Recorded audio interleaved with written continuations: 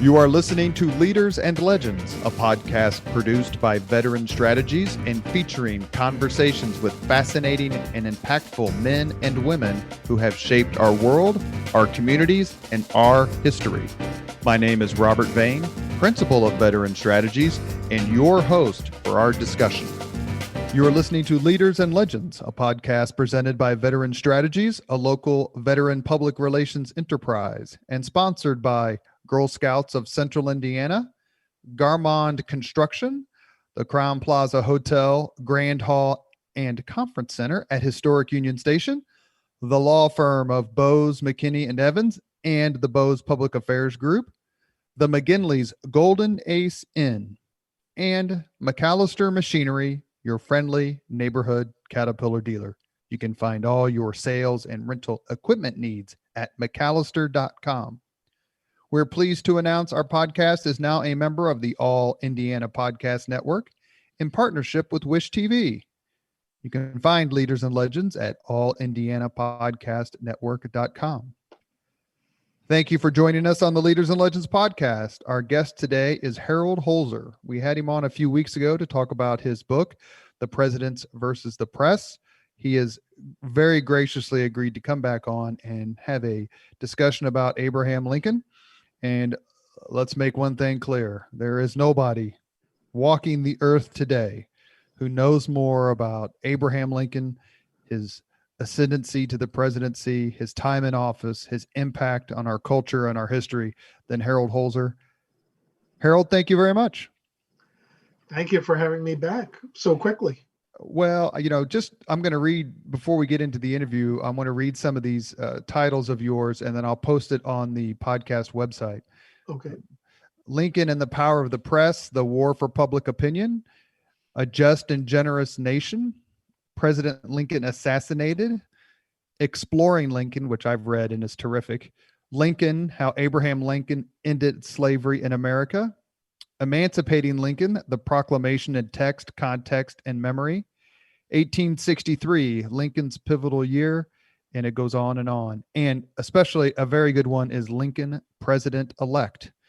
Harold Holzer has written these books, contributed many articles, spoke at many forums, been on C-SPAN, the list goes on, and was a historical advisor to the movie Lincoln, which is absolutely terrific and should have won the Oscar for Best Picture, although Argo was pretty good, I have to admit.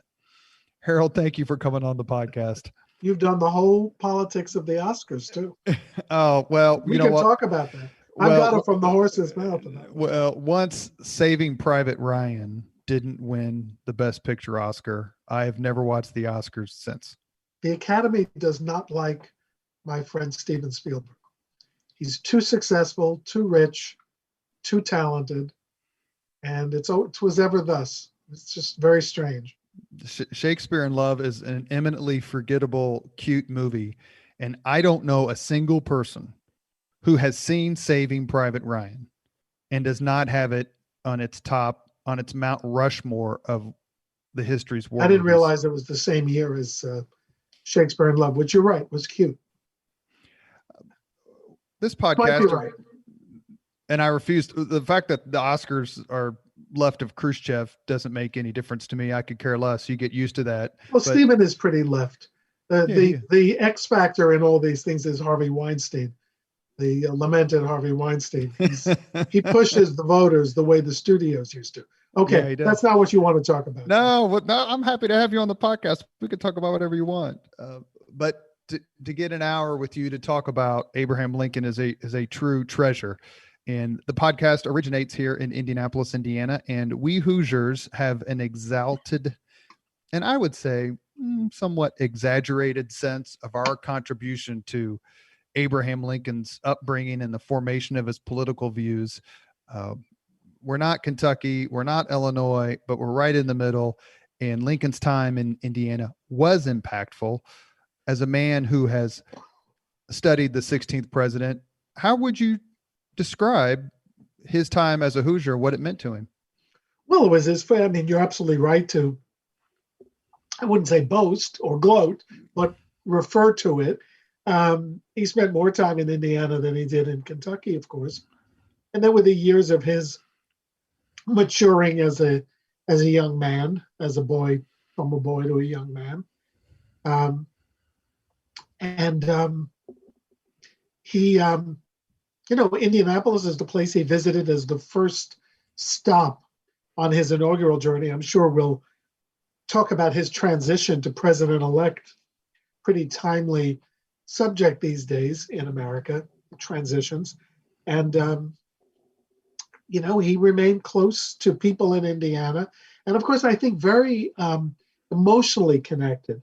When he wrote his great foray into poetry, into lyric poetry, My Childhood Home I See Again, and the Bear Hunt, which some people think is one poem that got separated out as two because he published part of it. It's pretty dark, that poem. It's about his experience in Indiana. It's about the losses. He not only began his education in Indiana, but he lost his mother, and a large part of his emotional life ended in Indiana because of that tragedy. So it's complicated. But he never wrote about any state more than he wrote about Indiana. Just read that poem. It's long. My childhood home I see again and gladdened with the view. And then he goes on. Then he goes dark. How did his time in Indiana influence and affect his views on slavery? Well, in parts of Indiana, you could see enslaved people. You're close enough to borders to see slaves being marched along the so-called federal roads in those days. So, it's not a matter of Indiana being any more repressive. It was less so than Kentucky after a time. But the Southern Indiana culture was certainly pro-slavery. And it's almost as much a matter of geography as it is a matter of emotional and intellectual development. Lincoln is just growing up into an adolescent in his Indiana days, and I think develops, as all kids do, more cognizance of his surroundings and listens perhaps more attentively at church than he did in Kentucky, and learns at Baptist Church what anti-slavery means in terms of biblical warnings about oppressing other people. How old was Lincoln when he moved to Indiana? Oh, you sound like my friend Brian Lamb from Lafayette. I was going to say another Hoosier. He is a Hoosier. Let's see. He was born in 1809. Spent 11 years in Indiana, but I don't think he gets there in about 1816 when he's 7. So 16 to 27 would be my guess before they move into Coles County. Well, so to your point earlier, just a few seconds ago, those are formative years. Yeah, exactly. It's, man grows from a boy to a man, really. And because of his, early and dramatic physical growth, he's a 6-footer when he's about 14 or 15 years old. It's amazing when kids shoot up. My 13-year-old grandson, who has been really almost exclusively indoors for 8 months, with his mom ignoring warnings that it's really bad to be deprived of sunlight and vitamin D. It's almost worse than being exposed to COVID. It's a worse risk. He has shot up about 5 inches or more in the last 6 months. So it's dramatic. He's as tall as I am now, which is not that tall, but still impressive. Well, my son's 6'7", and so he is he really? Yeah, and I was 5 foot tall till I was 17, and then I'm 6'1" now. So if there was 6'7", you have to have the ceilings raised. He's I will just say that and then my other son, who served a couple of tours in Afghanistan, he's 6'4" at least. So maybe I was dropped on my head. I don't have any idea. Or you have a very tall spouse. Is there anything? By the way, they say that Nancy Lincoln was tall. And it's not so much that his father was tall, but that Nancy was like a good 5'11", which is tall for a woman. Yeah, 5'10", 5'11", and that the height comes from the Hanks side, But or whoever Lincoln's, her father was. but Robert Lincoln wasn't that tall, was he? Abraham's son. They said of him in Springfield, he's all Todd, and they didn't mean it as a compliment. I bet they didn't. Is there anything in Lincoln's formative years, let's say till he's 18, 21, that would ever make you think, not only will this guy become president and perhaps our greatest president, but that he would be a success at all? I think there are indications that he was different, kind of countercultural, that he was set apart. There were things he didn't like hunting. He didn't like farming. He was compelled to farm because his father needed him. But I'm fascinated by the thing about hunting. My friend David Reynolds has just published a new book called Abe, a name he didn't like, that sets him in the culture of his various environments. And he writes a lot about the Indiana years and how Lincoln did not join the boys in some of the activities that marked maturation, including his earliest wrestling matches. He tells us interesting stories that the most successful wrestlers of the period were people who gouged people's eyes out. And some people wore eyeball earrings as like a macho demonstration. It's pretty repulsive. But that he was unusually fair. He attacked people below the eyes and above the belt, which was unusual. He didn't like shooting game for sport. He's just thinking all the time. And I don't think he loved the environment in Indiana, not the forest primeval that he writes about in My Childhood Home. He writes, we were like Gray's elegy in a country churchyard. It was just, our life was the short and simple annals of the poor.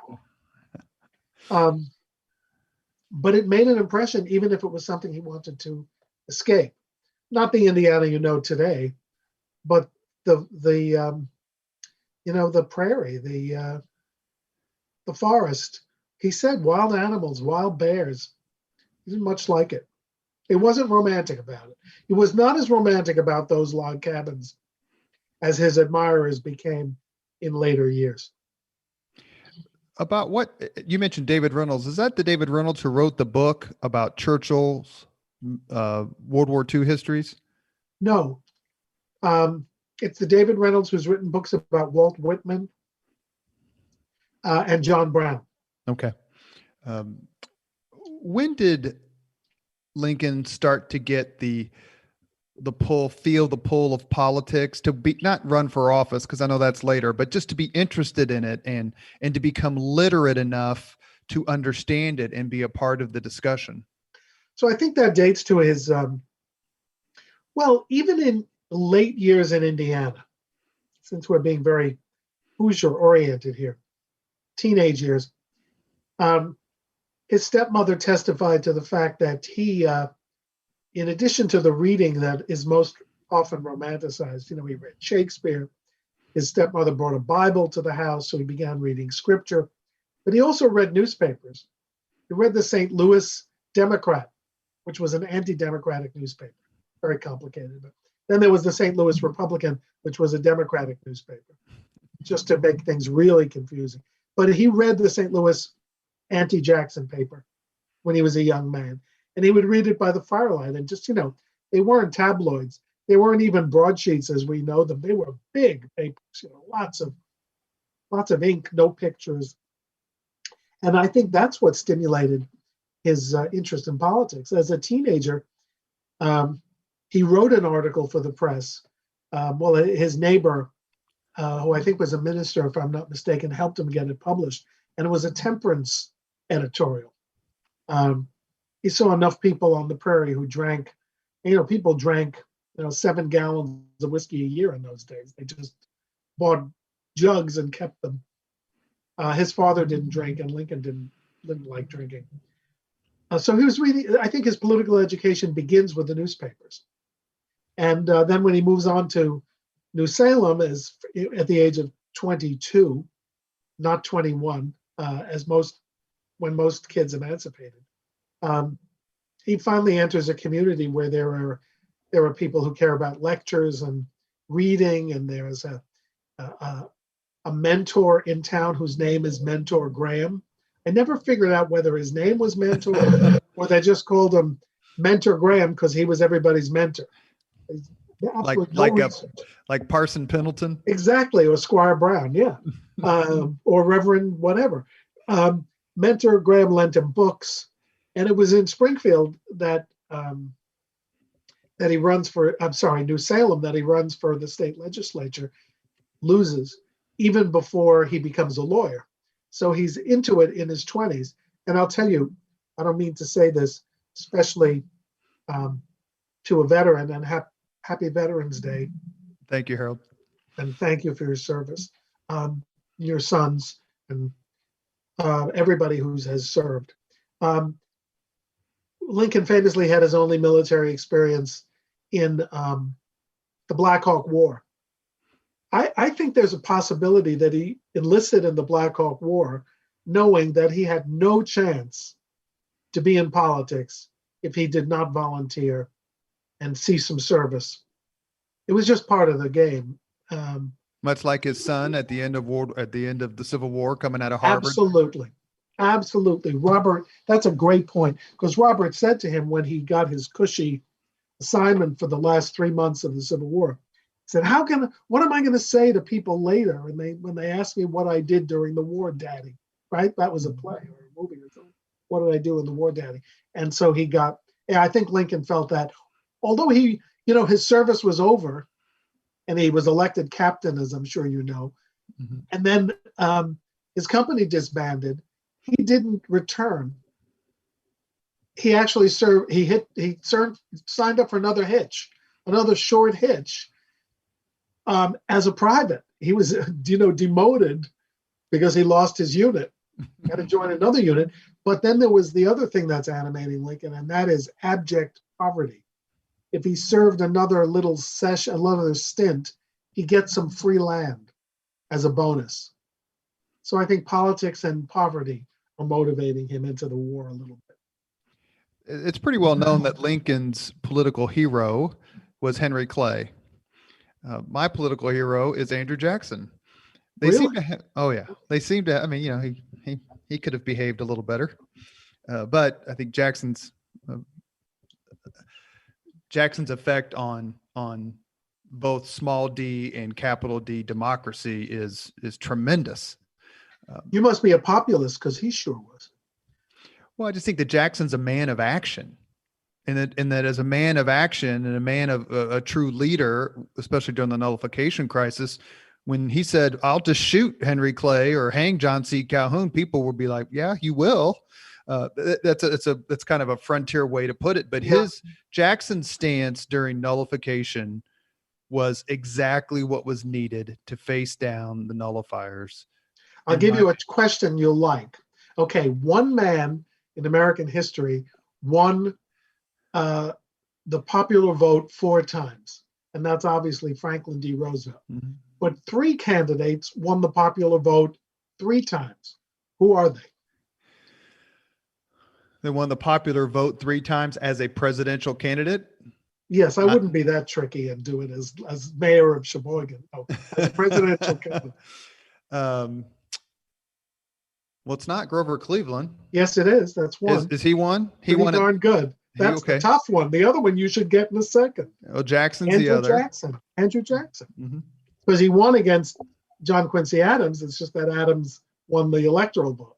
And then the next 2, Jackson won. So a very corrupt bargain. I don't care what Jeannie and David Heidler say. It is corrupt. But you got to be careful about going against the will of the people, don't you? They certainly do, especially when you're John Quincy Adams, who couldn't have been less representative of I was American thinking people. More contemporaneously, but that's okay. I'm sure. But why was Henry Clay besides the fact that he was from Kentucky as Lincoln was, why was Henry Clay Abraham Lincoln's political hero? Because I think, very much unlike Andrew Jackson, I mean, Lincoln disliked Jackson for two. Why does he become? I've often wondered. I mean, why does a guy who is from the frontier, why does he become an anti-Jackson man? And the answers are that Jackson doesn't really believe in federalism, doesn't believe in infrastructure, doesn't believe in government interference with financial institutions, which Lincoln believes in, which is why he becomes a Whig. But the other thing that about Jackson and Jacksonian democracy that Lincoln dislikes is the kind of rabble aspect of it, the very thing that you like, right? He doesn't like crowds swarming into the White House and snipping off pieces of the drapes for souvenirs. Ironically, they would do exactly the same thing during Lincoln's time. I was about to make that point. Because Lincoln stimulated a cult of personality as well, sort of with the same ardor, and also on the other side, the same hatred as Jackson did. So Henry Clay did not earn the title of great compromiser for nothing. He was a person who reached across factions, got people together to compromise, and had a much calmer impact. He also was a speech maker who avoided great flourishes and romanticized drama. And Lincoln, really based his own rhetorical development on that Clay model. I think in his eulogy of Henry Clay, he kind of a little bit exaggerated that aspect of Clay, but he believed it. So Clay was his hero from the late 1840s on, and people often say, why of all the women that he could have married, did he marry Mary Todd? And listen, if you and you're 30 years old and it's time to get married, if you meet a girl who knew your hero and had him at your house, I think that's a pretty intoxicating thing for Lincoln. I always think that that's part of the courtship story we don't hear. Mary says, oh, my dad knows Henry Clay, and Lincoln proposes. I also say that Lincoln and Jackson were probably the two most vilified presidents until you get FDR took some abuses, but certainly in the first 150 years of the Republic, no two presidents I agree were personally attacked the way Andrew Jackson and Abraham Lincoln were. And they were the first two, well, Washington to a tiny degree, but it was at such a formative period that there were no real rules and traditions. But Jackson and Lincoln both have to put down secession crises, don't they? Because people just are so suspicious and angry that they just decide it's better to be apart. Jackson, of course, doesn't stand for it either. And you've alluded to this a little bit. So let me ask this question real quick. Lincoln, is it Rousseau? Who is it? Aristotle? Man is a political animal. I forget who said that. It's one of the two, I think. But Lincoln seemed always to be, once he reached his adulthood and started to have a greater awareness beyond just his immediate sort of parochial surroundings, to be a political animal. And did that surprise you when you first started your reading and your research? And do you think that's one of the things that's most surprising to people, is that the hagiographical sort of deification of Lincoln is in some ways justified, but there's a burning, ambitious political human being at the core of himself? Yeah, I don't think his ambition has anything to do with the reduction of the hero worship aspect of it. I think it's more about contemporary interpretations of the things he said about race that don't meet the standards of 2020. But that's a whole other story. No, I agree. I wasn't surprised when I found it out. I mean, my introduction to him as a kid, like many kids, is that he was assassinated and deified, and the assassination story pulls a lot of kids in, or did in my day, to the story. But I mean, I've already promoted David Reynolds' book, but he argues that Lincoln is more than a politician, that he's someone who is existing within a culture of literature and drama and violence, and as a product of his culture. I think Lincoln exists primarily in the political milieu for sure, um, and he loved it. I mean, here's a guy who practiced law so he could live, but every weekend, when most of his fellow lawyers on the judicial circuit went home to see their families, Lincoln stayed. And I don't think he stayed out on the hustings because he didn't like Mary, because even if he didn't like Mary, he liked his boys. So he would want to go home. I think he stayed because there was another politician or editor to see, so that he could depend on their loyalty wherever his ambition took him. When did the notion of running for president congeal in his mind? Was it more after he lost? Is it 1858? That's the Senate race with Douglas. Did I get that right? So is it post Douglas loss in the Senate, or was it even before then? The only time he ever said anything is not long before the convention in 1860, when he said that he admitted the taste is in my mouth a little.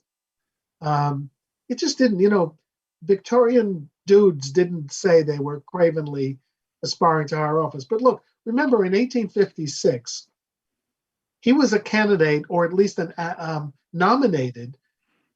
He didn't win the nomination, but his name was put in nomination for vice president by the first Republican ticket. There's a great parallel 100 years later. John F. Kennedy's name is put in nomination. That's right. As vice president in 1956.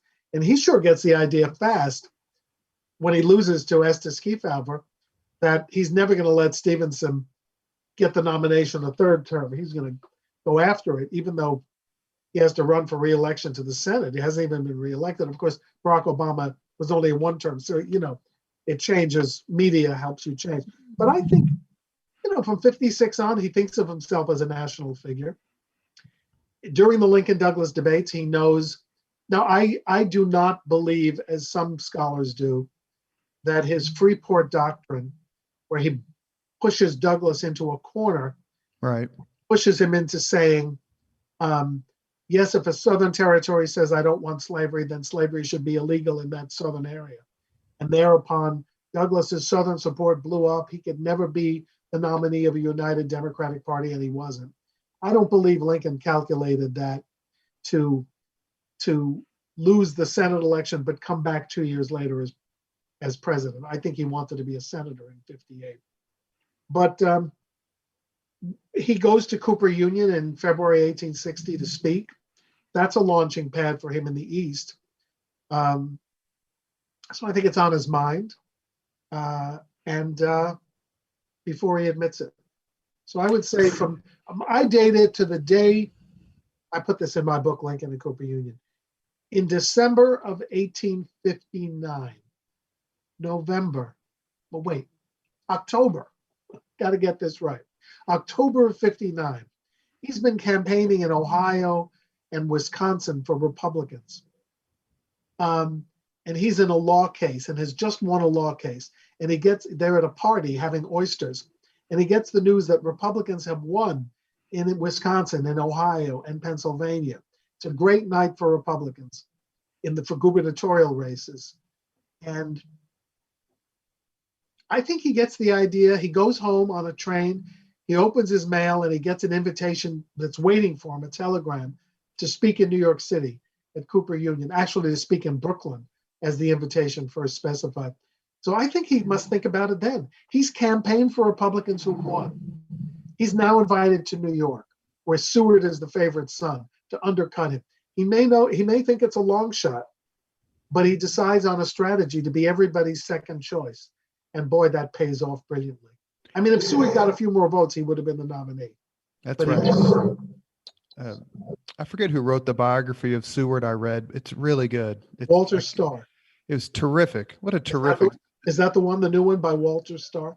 I think so. Seward just comes off as so incredibly wise, both in his intrinsic brain power, but the slow evolution to where he says the president is the greatest of us all, or The something to best of that us all. effect. Yeah. Well, he wasn't very wise in 1859 when he decided the best way to show that he's the front runner is to take a grand tour of Europe.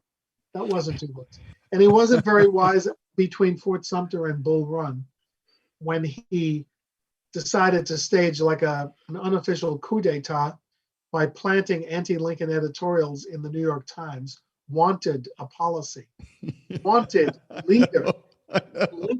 Lincoln scribbled on them. I've seen this. I've held this clip in the page from the Lincoln papers. He wrote in pencil villainous editorials and filed them. But once he told Seward who the boss was, so for the next 4 years, there was absolute loyalty. Lincoln, is it fair to say, both at the convention, Chicago, is that where the convention was? Chicago, yeah. 1860, the Republican convention, both at the convention and in the subsequent presidential election in November, Lincoln benefited significantly from the fact that there were so many people clamoring, A, for the nomination, and B, for election. How do you feel, or refute me, please, how do you feel that this multi-candidate sort of contest twice helped him achieve his goal? Well, there are always multi-candidates in a convention. It's an interesting theory. But if he's lurking as second place and Seward is going down over the first 2 or 3 ballots, you have a point. There are a lot of aspirants, and Lincoln is out there as an alternative, not as radical as Seward, according to perceptions, or of Chase, not as conservative as Bates. So he's the perfect guy in the perfect place. Another Hoosier, Edward Bates. Another Hoosier. Not the wisest idea. He would have been really old as a candidate in those days. I think he was Harrison's age, near 70. Well, but Lincoln also had not created as many enemies. I mean, Chase had multiple enemies. Seward seemed to revel in the fact that he had enough enemies out in the body politic so that the minute he was elected, 7 states started the process of seceding. So he was unpopular in the South, to be sure. Bates would have been more accepted because he had been a slave owner, for one thing. As for the multi-person field, I was good friends with a historian named William Gannap, who died much too young. His wife has recently completed his version of Gideon Wells's Civil War diary, by the way. Anyway, Bill was a statistical historian. He was the first one really in this trend of people who really crunch numbers to look at elections and history. And he looked at county by county in states like Indiana, Illinois, New York, and said that if you combine all the votes in key counties, the 3 people who ran against Lincoln, Lincoln would have still won enough votes to give him the states, and that he would have won the electoral votes anyway, even against one opponent. Okay, so that's one way of looking at it. But the other way of looking at it is, I've been a political press secretary in multi-candidate fields. There's a dynamic there that goes beyond statistics. So I think Lincoln does benefit enormously from that's a long-winded way of saying I agree with you. He benefits as being the only Republican in a race with 2 Democrats and 1 something else. As he said, the presidential grub gets a gnawing, and it's hard for someone to say no. Well, he said that about Salmon Chase. Yeah, that's right. In 1864. What's the most overrated thing about Abraham Lincoln?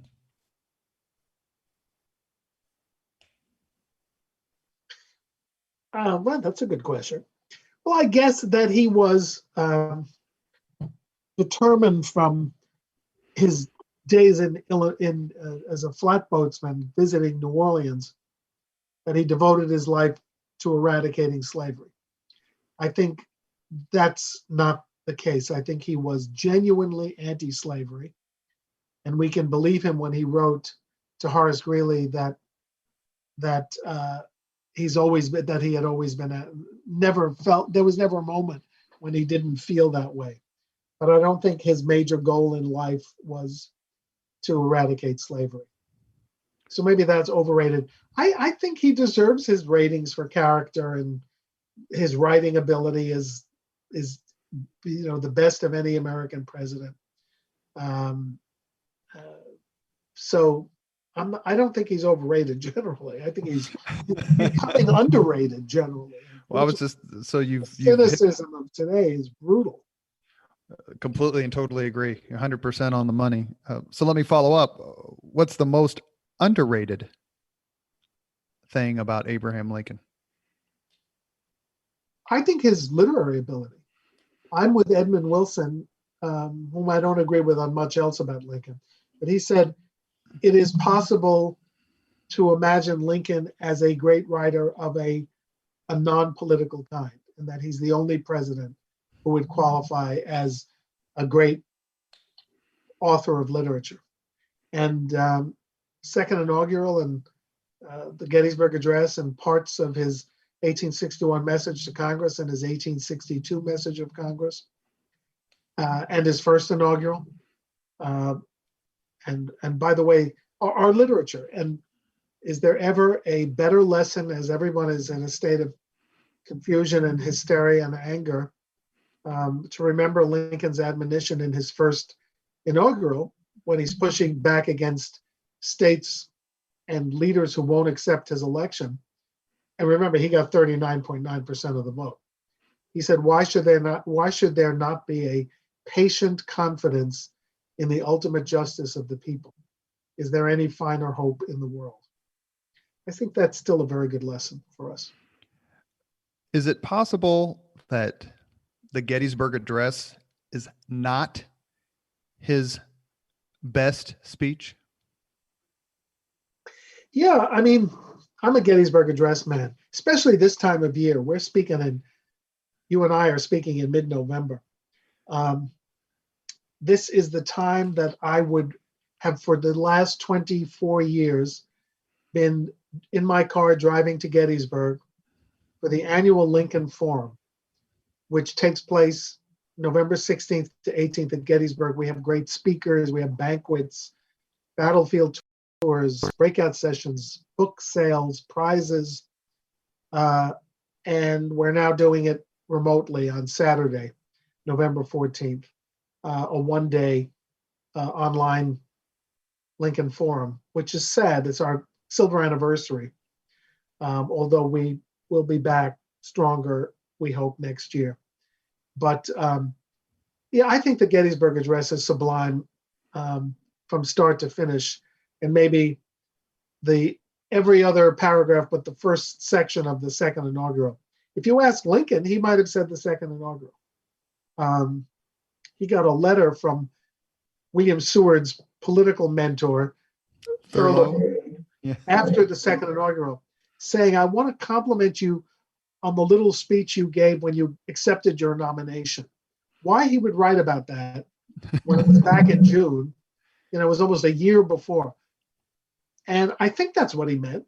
But Lincoln interpreted it as praise for his second inaugural. And he said, I think it will wear as well or better than anything I have ever written. But it is not immediately popular. People do not like being told that they're not doing God's work. And so if you ask Lincoln, it was the second inaugural. My favorite reaction to Lincoln's second inaugural, and please tell this story, is the reaction of Frederick Douglass. So Frederick Douglass watches it. It's a very integrated crowd, first really integrated crowd. Lots of U.S. colored troops were there in the audience. And Lincoln has a reception back at the White House, not the inaugural ball, but a reception. And Frederick Douglass somehow kind of fails to talk his way in, but he kind of goes in through a window. And then the guards stop him, and Lincoln sees him from a distance and says, there is my friend Douglass, to a white crowd. That's the momentous words of the day, almost as important as the second inaugural. There is my friend Douglass. There is no one whose opinion I respect more than yours. What did you think? And then enough about you, now what about me? What did you think of my inaugural address? And Douglass says, Mr. Lincoln, it's a sacred effort. And Lincoln wanted to talk more, but Douglas moved on down the line. And by the way, what he liked, he later wrote, was not with malice toward none, with charity for all. What he liked was, if every drop of blood, um, what is the word, drawn with a lash, shall be repaid by one drawn with the sword, as it was said 3,000 years ago, so let it be said today, the judgments of the Lord are true and righteous altogether. Or as Daniel Day-Lewis said, true and righteous altogether. That was Frederick Douglass's favorite part, that long, long sentence. Is it fair to say Lincoln is the most quoted American president? Yeah, misquoted too, but absolutely. Look at how many times have we heard about the better angels of our nature in the last 3 weeks? Barack Obama used that whole section of the first inaugural when he gave his victory speech in Lincoln Park, right? In Chicago, 12 years ago, in 2008. Yes, I've looked at, I've studied this. I did a book with Mario Cuomo once called Why Lincoln Matters, which had a lot of uses of presidents using Lincoln, and Teddy Roosevelt, Taft, Wilson, FDR for sure, sort of stole him for the Democratic Party. Stevenson, Eisenhower, I mean, just everyone. Jefferson is a distant second in quotability, and because they are, his sentiments are not limited to their time and place. They're universal and they're timeless. In absolute terms, how would you grade Jefferson Davis's performance as president of the Confederacy? And does his performance get just eviscerated because of the performance of Abraham Lincoln? Well, I'm biased, sectionally and politically and historically. But I will try to give an unbiased reputation. Lincoln was always going to be the better writer and the better communicator. He was simply more gifted. And there's a great sort of a seminal scholarly article by James McPherson called How Lincoln Won the War of Metaphors Against Jefferson Davis. He could be soaring and he could use animal metaphors and simple farm metaphors. Sugar-coated is a famous phrase he used at the start of the war. The rebels are talking about rebellion and they're sugar-coating it. He was understandable and he was inspiring. Davis was never going to be a great communicator. Lincoln was a brilliant politician. He knew how to handle factions. He knew how to be devious. He knew how to be a leader. And remember, presidents didn't tell Congress what to do in those days. But he managed to create a Supreme Court that would validate the draft, or at least not deal with the draft and the emancipation. And he did it very gently. He didn't do a kind of philosophical sweep of the courts that we see today when every president comes into office. So those are the things you expect Lincoln to be better at. And Davis was terrible with the Confederate Congress. And they were terrible to him and with him. But Jefferson Davis was trained in military leadership, right? He was a cavalry commander in the Mexican-American War. He was Secretary of War. He built the soldiers' retirement home where Lincoln wound up spending 3 summers. Talk about poetic justice. Davis should have outmaneuvered him as a commander-in-chief. Instead, many of his major early generals despised him. Lee just tolerated him. And Lincoln, who had to borrow a book from the Library of Congress, including Henry Halleck's book on military strategy. He later used and got rid of Henry Halleck. He had to teach himself. He understood joint command, joint action. He understood simultaneous attacks earlier than Jefferson Davis. So he became not only a political genius, as Doris Goodwin tells us, but I think he became a military genius. And I think McPherson agrees with me on the land front. And Craig Simons, my buddy, agrees with me on about the brown and blue waters. he starts out by saying, I don't know much about ships.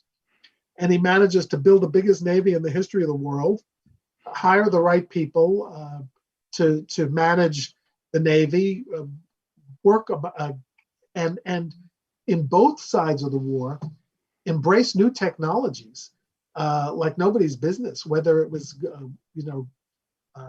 ordnance on the Army side or ironclads, if he hadn't made the big decision to green light the Monitor, the war might have had a different result. So that's the part of leadership that I've always been stunned by, that he was able to rise to that demand. Critique the following sentence, please. Abraham Lincoln freed the slaves. I would say I grew up that way, thinking that. It's been pounded back against entirely too much. He did more than any other American to end slavery. However woke we're becoming to the work of the abolitionists and to African Americans in their own agency in leaving slavery when it was highly dangerous. Abraham Lincoln signed the paper, man. I mean, he signed it. He took the political risk during an off-year election. He said when he signed the final in January 63, if my name ever goes into history, it'll be for this act. And my whole soul is behind it. I think, we don't like to say freed the slaves because it's politically incorrect. Abraham Lincoln ended slavery. I think I could live with that. I know I'm in a minority these days, but I could live with that. Well, is there any evidence or any instance of a successful servile rebellion prior to what Lincoln did through the power, not only of the presidency, but through the power of the armies of the North? A servile rebellion? You mean In other words, is there a factual historical evidence, pieces of evidence to support the claim that Lincoln wasn't dispositive in ending slavery because it was being ended through organic means? Yeah, it could never have been ended through organic means, because it was advanced by organic means. It was advanced by abandonment of servitude by people who were rushing into Union lines. But the Union Army needed the political certitude, the legal certitude to accept people and to make permanent their escape, and then to spread the word of liberation to places they hadn't gone to yet. So there could have been years and decades of squabbling and insurrections somewhere between John Brown and Haiti. If you don't have the Union Army fighting for you, fighting for your liberation, it's quite a different story. So yeah, you have to recognize everybody's contribution, of course. Enslaved people. I mean, we talk openly, we talk appreciatively, in admiration of enslaved people who just left, who basically ran away, right, with nowhere to go, and I think no certain path to freedom. But there were also, hundreds of thousands who stayed, millions who stayed, unsure of what to do and where to go.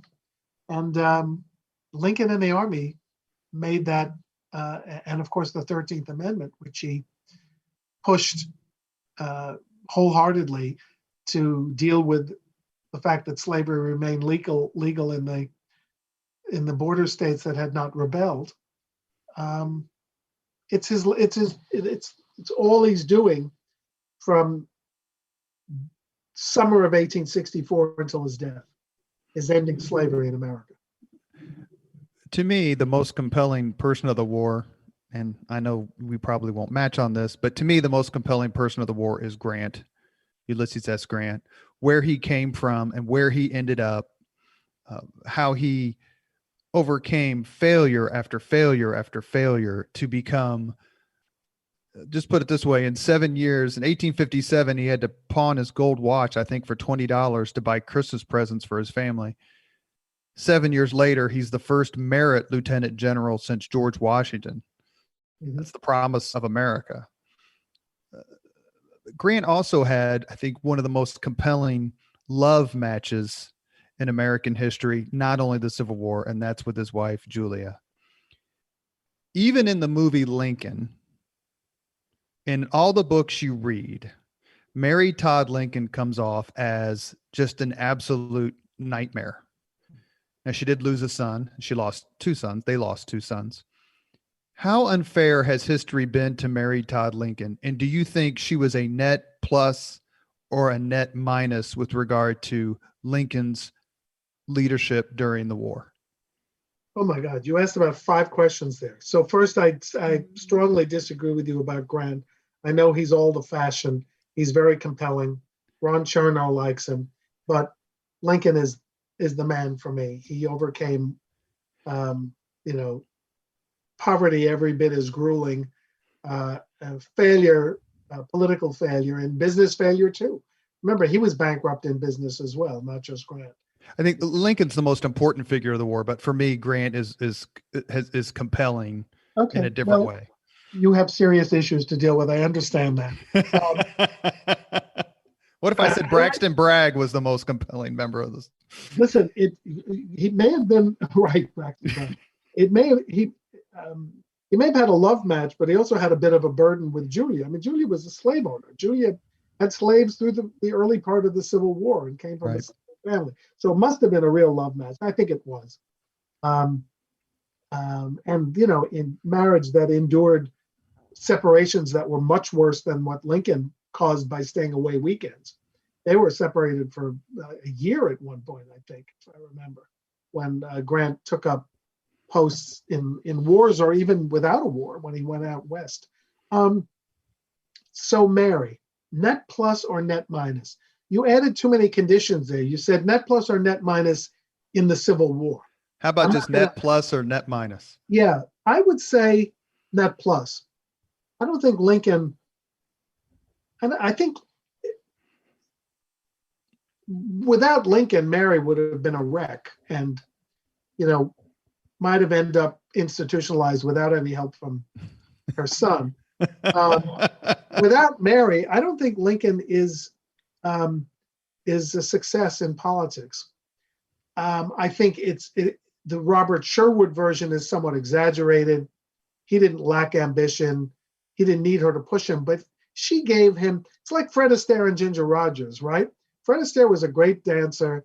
Ginger Rogers was a very good dancer. Together they were magic. They made magic. And I think Mary was part of the power couple. She gave him creds in the Whig party hierarchy. She really did counsel him. And he may have used her as what do you call it? A bouncing pad? No, that's not the right term. Sounding board? Sounding board. There you go. During the Civil War, she's not a net plus because she has such terrible anxieties about her half brothers and brothers-in-law in Confederate service, about questions about her loyalty, about how, foolishly aspiring to social magnificence in a period when everybody's sacrificing. And she deteriorates. But I don't like to pile on to Mary because,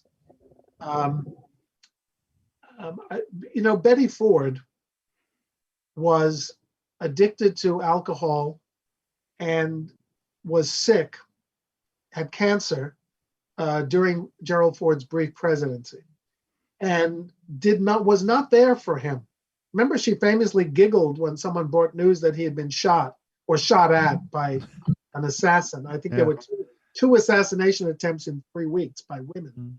She laughed, holding a glass of wine. Nobody was angry at Betty Ford. They realized she had a problem, and she conquered it, and she became the most admired woman in the world, and she started a clinic for rehabilitation named in her honor to this day, and she was enduringly popular.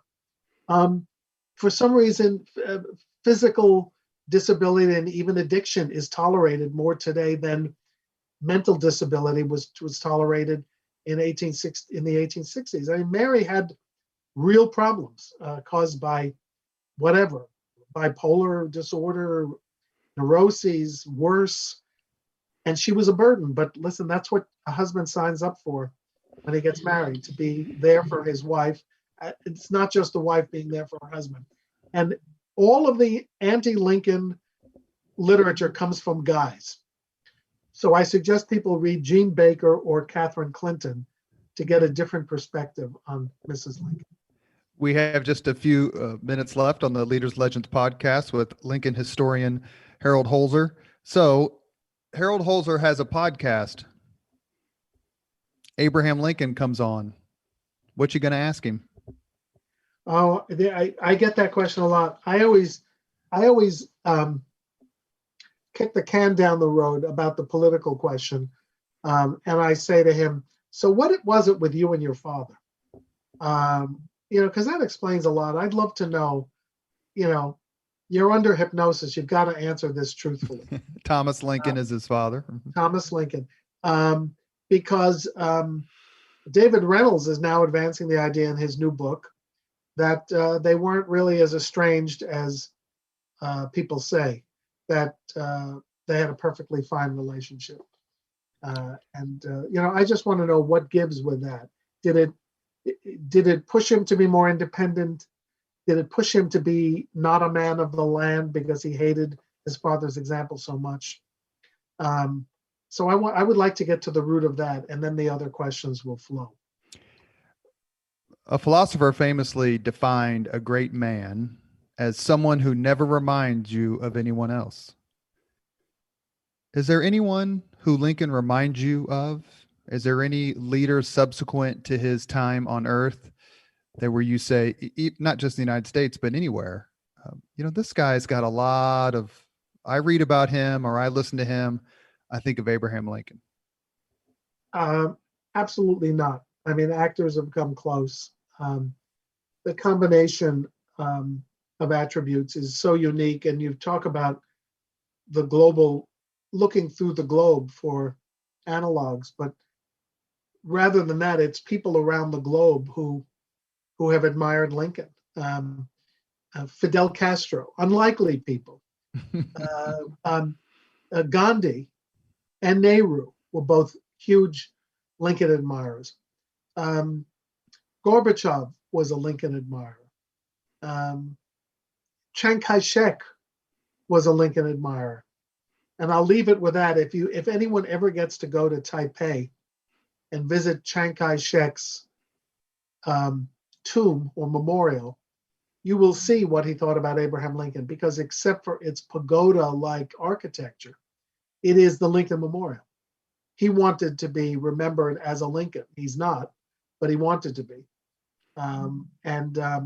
No leader has inflected what the world's view of what a humble but brilliant leader should be.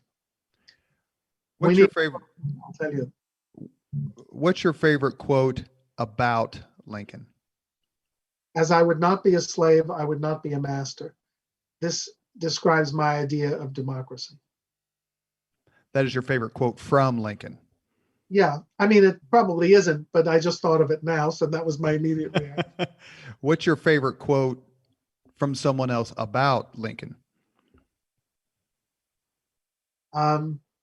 Tolstoy, which I've used and Doris Goodman has used, that his name is, and I'm going to not get it right, but Tolstoy, of all people, wrote that he lived as far away, you'd have to walk for 100 days to get to him, but he's known everywhere. His name was Abraham Lincoln. And my favorite is the one from the aforementioned Jefferson Davis. And I think I'll get this right. Next to the destruction of the Confederacy, the death of Abraham Lincoln is the darkest day the South has ever known. That is a very good quote, too. You have been listening. Very few people of reputation who expressed anything but anything like the kind of enmity he endured in his life. I mean, thinking about him, considering him. The problem about doing the best quote about Lincoln is that nothing ever approaches his quotes. Sounds like prose to describe poetry. Anyway, this has been fun. You have been listening to Leaders and Legends, a podcast presented by Veteran Strategies, a local veteran public relations enterprise, and sponsored by Girl Scouts of Central Indiana, Garmond Construction, the Crown Plaza Hotel, Grand Hall, and Conference Center at Historic Union Station, the law firm of Bose, McKinney, and Evans, and the Bose Public Affairs Group, the McGinley's Golden Ace Inn, and McAllister Machinery, your friendly neighborhood Caterpillar dealer. Our guest today has been preeminent and undisputed king of Abraham Lincoln Scholarship, Harold Holzer. You've been very generous with your time. We loved the discussion. Thank you so much. Thank you. It's been great. Remember, Lincoln cautioned against the divine right of kings, so that may not be the right. What do you say? I don't pretend to be posted in history, but all I know about Charles I is he lost his head. Thank you, Harold. All right. Take care. Thank you very much for listening to Leaders and Legends, brought to you by Veteran Strategies Incorporated. If you want to contact us about this program or our menu of public relations services, please send us an email at robert@veteranstrategies.com. That's robert@veteranstrategies.com.